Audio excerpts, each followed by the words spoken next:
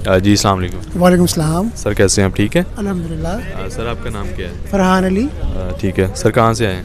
ये कनाल सिटी। कनाल सिटी से हैं। जी जी। ठीक है, मुझे ये बताइए कि आप यहाँ पे गाड़ी सेल करने के लिए आए हैं या परचेज़ करने के लिए?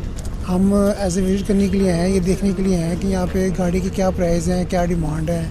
मतलब जैसे आजकल के जो गाड़ी की प्राइसेस हैं वो बहुत हाई चली गई हैं। गाड़ी जो है वो हर बंदे सस्ती होनी चाहिए ताकि हर बंदे की जो है वो पहुँच में हो, हर बंदा उसको इजीली परचेज़ कर सके।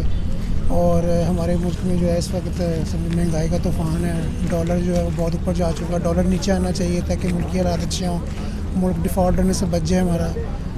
अल्लाह ताला हमारे मुल्क को हिफाजत फरमाए। ठीक है।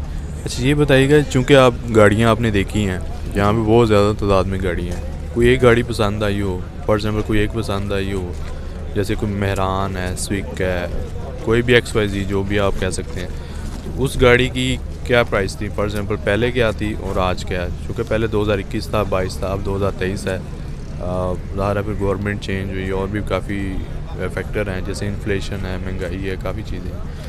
तो क्या आपने जैसे कहते हैं कि क्या कंपैरिजन किया है, क्या डिफरेंस देखा है?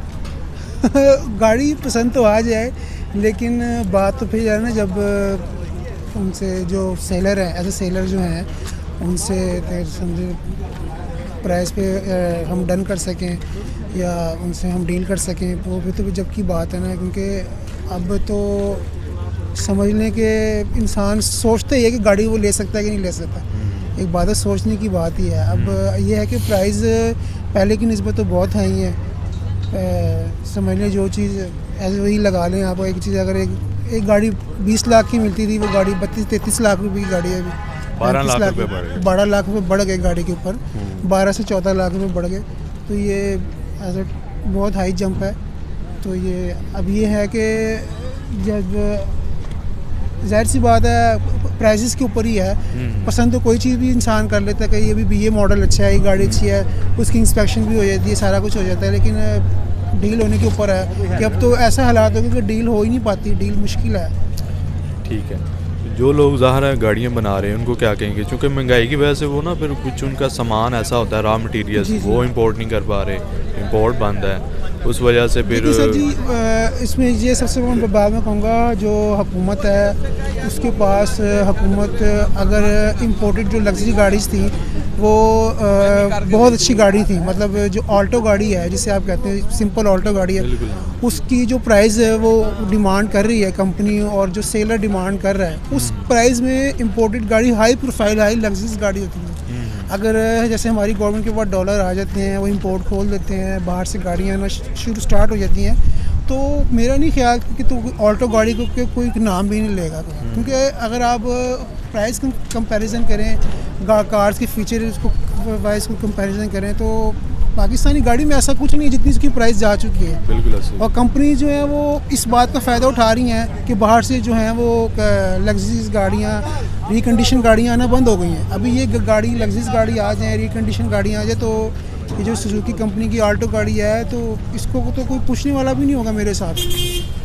अच्छा, मुझे ऐसा लगता है, या मेरा एक पर्सनल व्यू है कि लोग अगर कोई गुर्दा बेच के या कोई सोना चांदी बेच के गाड़ी का ले भी लेते हैं, तो फ्यूल की प्राइसेस मेरे ख्याल से रात को बढ़ी हैं शायद 30-40 रुपये, तो फ्यूल की, लेकिन आप फिर भी मतलब मेंटेन ही नहीं कर पाओगे, लोगों ने घरों में गाड़ी खड़ी कर दी। देखिए सर, बात पता है क्या, मैं आपको बात बताऊँ, बात ये है कि फ्यूल की जो प्राइसेस है ना वो रात को हाई हुई हैं, लेकिन हमारे मुल्क में ऐसा हिसाब हो चुका है जिस बंदे के पास है उसको इतना नहीं पता कि कितना है, जिसके पास नहीं है वो 2 वक्त की रोटी खाने के भी मजबूर है। रेस्टोरेंट में आप चले जाएँ, वहाँ रश इतना जिसकी कोई इंतहा नहीं है, और एक तरफ एक बंदे के पास चले जाएँ उसको वो कहेगा मेरे पास खाने के 2 वक्त की रोटी नहीं है, पहनने को कपड़े नहीं है। तो ये हमारे मुल्क के हालात हैं। अब ये है कि कई लोग ऐसे हैं जिनको पेट्रोल से कोई फ़र्क नहीं पड़ता। अब कई लोग ऐसे हैं जो अपनी गाड़ी खड़ी कर देते हैं, भाई हम इतना पेट्रोल अफोर्ड नहीं कर सकते।